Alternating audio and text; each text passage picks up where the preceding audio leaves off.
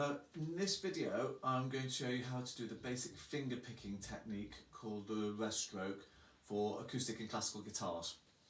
Now, first thing I would like you to do, I would actually like you to tip your guitar forward onto your lap so you've got the back of the guitar facing up. Now, with your picking arm, for most of you this is going to be your right arm. If you're left-handed, you might want to do your left hand, your left arm if you do your guitar the other way. And what I'd like to do is I'd like you to just lift your arm up and let your hand flop for me nice and loose. And then what we're going to do is we're going to take our first finger, which in Spanish is called the indice, and then our middle finger, which in Spanish is called the medio, and we're going to walk those fingers in midair. Okay, so we're going to do one finger and the next. Indice, medio, indice, medio. It's a bit like they're walking fingers. The reason why I'm calling them by the Spanish name is because in your books you might notice that sometimes above the music it will say I am or mi. I might even include an A or a P as well. That's because this is telling you what fingers to use for certain notes. So I indice, M for medio for your middle. Okay. So next, if you put your hand on the back of your guitar, and then we're just going to walk our fingers slowly across the back of our guitar. Just get used to one finger, then the next, then the next. You might do them quickly, you might do them in slow motion, all the way through, one finger, then the next, and the next. Now, this is the pattern we're going to use as we're playing our guitar, and our arm will roughly be in this position as we play our guitar. So, let's get our guitars upright properly, and then we will start doing some picking. So firstly, you can use this picking pattern in either way of playing the guitar. You can either do it the more classical way, where you rest it on your left knee with the neck pointing up, or you can do it in a more casual way with the guitar on your right knee. I'm going to stick with the casual way, but either way is fine. So next thing I'm going to do is, I'm going to take my elbow and I'm going to rest it just on the top corner at the front, so it's just this front corner of my guitar. So I can just feel I've got a bone here just at the end, and it's just on the edge of the guitar. Okay, give you a wave, wave. Okay, and then I'm going to let my arm flop forward nice and gently. Okay, and you should notice that when you let your arm flop forward, it should be almost in front of the sound hole. Now if you notice from earlier on, this was the shape we had when we lifted our elbow up, and it was almost in this position. So the next thing we're going to do is we're going to rest our thumb on the low E string, that's the one close to your nose, and then your fingers are going to reach round to the high E string, which is the one's closest to your toes, nose and toes.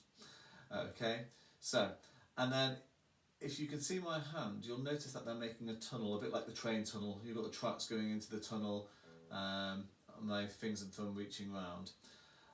Also, you notice my hand is not pressed in against the guitar.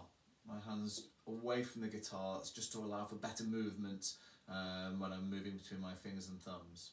Okay, so just to go through those again, we've got our elbow on the edge of the guitar, we wave, gentle flop of the arm, and then make our tunnel. And then once we're here, we're ready to start picking. Now, the technique I said to you that we're going to use today is called the rest stroke. This is because after each pick, after each time we walk our fingers, we're going to rest the finger on the next string. So if I hold my guitar a little bit close to you so you can see exactly what I'm talking about. So here goes. So I play my first string, and can you see I'm just brushing my fingertip across the top of the guitar, and it lands on the next string up. So it's going from the high E string and it lands on the B, like that. And then I can do the same with my other finger. Okay, so just using my fingertip. You don't want to hook around underneath because it'll twang a bit. So just brush your finger over the top and land it on the next string. Okay.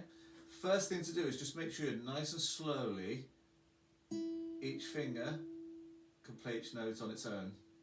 Don't worry about timing for the moment. But then as you get more confident, then you can slowly start to speed it up and get a little bit quicker, all while making sure each note's nice and clear and your fingers landing on that next string. And if you notice, I'm keeping that nice tunnel shape as I'm playing. My fingers are fairly straight but not rigid. Okay, when you're confident with that, then we're going to move up to the next string.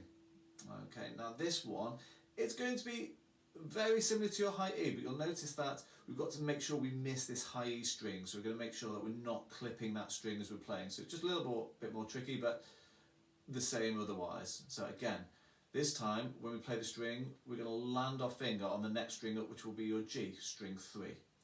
So string up, and so on. And then as you get more confident, again, pick up a little bit more speed with it. And then you can repeat the same thing for your string 3, that's your G. Okay, and then that just lands on the D string, the next string up there.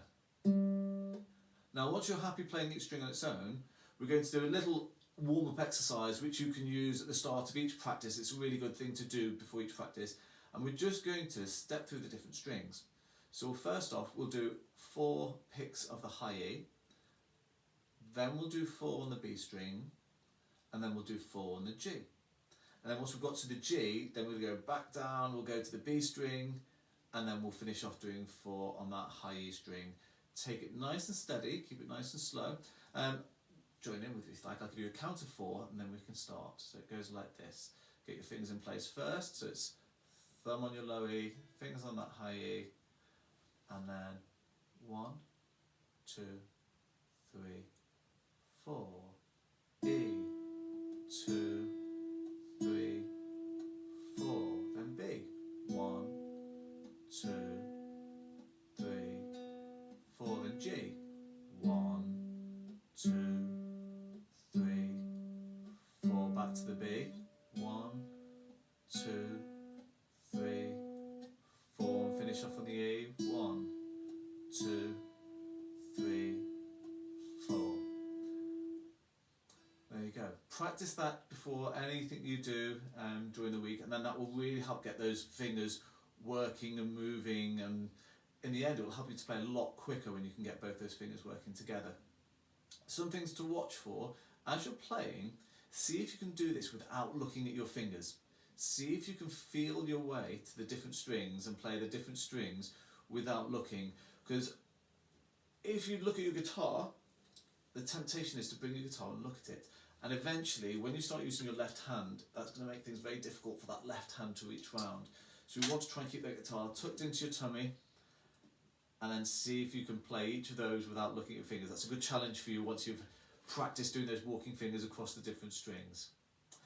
Okay, keep practicing and see you for another session.